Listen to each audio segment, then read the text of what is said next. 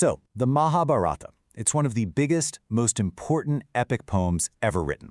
We're talking gods, heroes, a catastrophic war that changes, well, everything.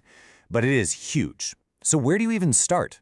Well, think of this as your user's guide. And we're going to start in a bit of a weird place, not with a hero, but with the very ground they fought on. You know, every big war needs a legendary battlefield.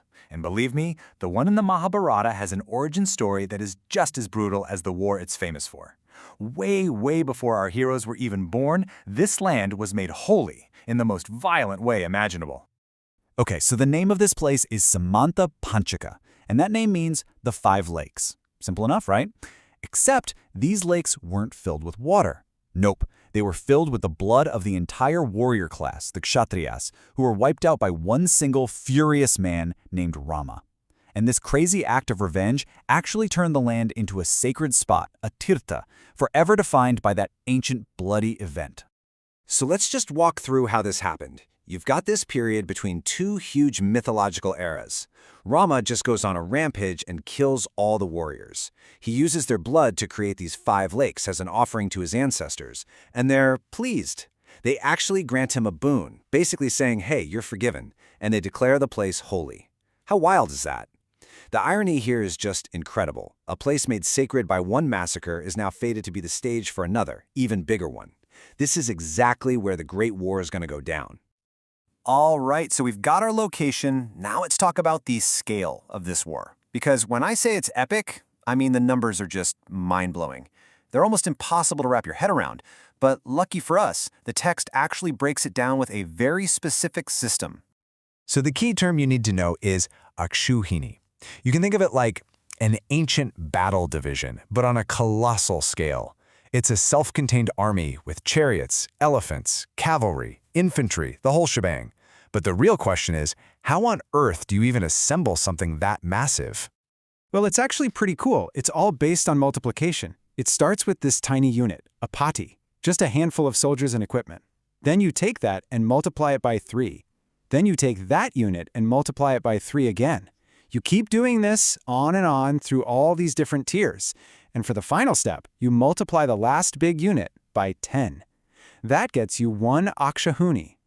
So, what does that actually add up to? Brace yourselves. First up, the chariots. In a single akshahuni, you've got 21,870 of them. Then the heavy hitters, the war elephants. Same number, 21,870. Next, the cavalry. That jumps up to 65,610 horses. And then the infantry, the foot soldiers, a whopping 109,350 of them. And I have to say it again, that's in just one of these army units. So looking at it like this really helps you see the structure, right? The foot soldiers are this huge foundation. Then you have the cavalry, and then the elite forces, the chariots and elephants. It's an absolutely massive fighting machine. But the most shocking number is still to come. 18. That's the number. 18 of these akshohinis fought in the Great War. And by the time the dust settled, they were all gone. Every single one destroyed. We're talking about total, complete annihilation on a scale that is just, pretty much unimaginable. Okay, so we've set the stage, we know the insane scale of it all, so how do you even tell a story this big? Well, the whole epic is broken down into 18 books, or parvas. Think of them like a roadmap to the whole thing. So let's use that map and take a quick tour from the beginning. So Book 1 is the Adi Parva. It's the origin story. It gives you all the backstory, who the heroes are, where they came from, their godlike ancestry, and the rivalries that started when they were just kids. It even covers early assassination attempts, like the time their enemies tried to burn them alive in a house made of wax. And it all builds to this one key event, the hero Arjuna winning the Princess Draupadi as his wife, which really kicks the main plot into high gear. Next up is Book 2, the Sabha Parva, and this is where things go horribly wrong. This is the book with the event that makes the whole war unavoidable. The Pandavas build this amazing palace, but then the eldest brother gets tricked into a rigged dice game, and he loses. He loses everything. His kingdom, his fortune, his brothers, even their shared wife, Draupadi, which leads to this terrible public humiliation. After that, they're exiled for 13 years. This is it. This is the point of no return. Then we get to books 6 through 9. This is the war. This is the main event.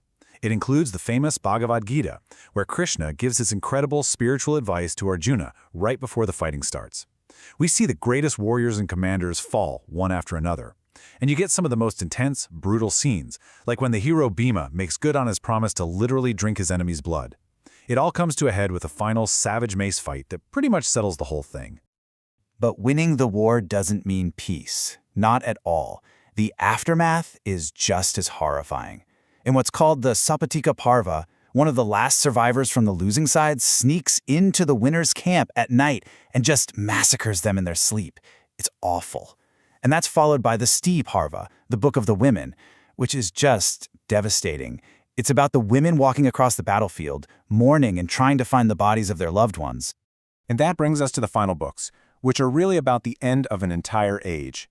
The Pandavas, the victors, they rule for a while, but then they give it all up. They walk away from the kingdom and start one last pilgrimage into the Himalayas. And on the way, they fall, one by one, each for a different personal flaw. Only the oldest brother, Yudhishthira, makes it to the gates of heaven.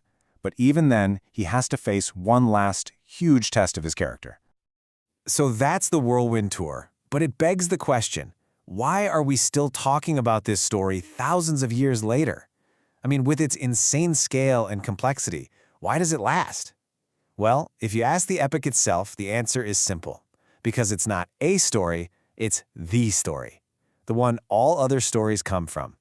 See, the Mahabharata sees itself as a complete instruction manual for life.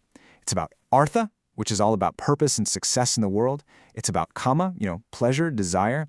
And crucially, it's about dharma, that really tricky, complicated idea of duty, righteousness, and your place in the universe. The poem tries to touch on every single part of being human. And the epic makes some pretty bold claims about itself. There's a line that says, just like the whole universe is made from the 5 great elements, earth, water, fire, air, ether, every story ever told gets its inspiration from this story. It's basically saying it's the creative DNA for everything else. And it doesn't stop there. It gets even bolder. Another line claims that there isn't a single story in the world that doesn't depend on the Mahabharata, the same way your body depends on food to live. So it's not just inspiration, it's sustenance. It's the story that nourishes all other stories. I love this last one. The text uses this beautiful metaphor to describe its own power. It says that once you've heard this legend, you can't really bear to listen to other lesser stories. It's like once you've heard the beautiful song of the kokela bird, you just can't stand the sound of a crow cawing. It basically ruins you for all other tales. So that leaves us with a pretty big question to chew on. If this epic really is the story of all stories like it claims, what pieces of it do you see around you today? Think about it. Warring families, heroes forced to make impossible choices, the idea that winning can be just as tragic as losing. What echoes of the Mahabharata are hiding in the stories you love?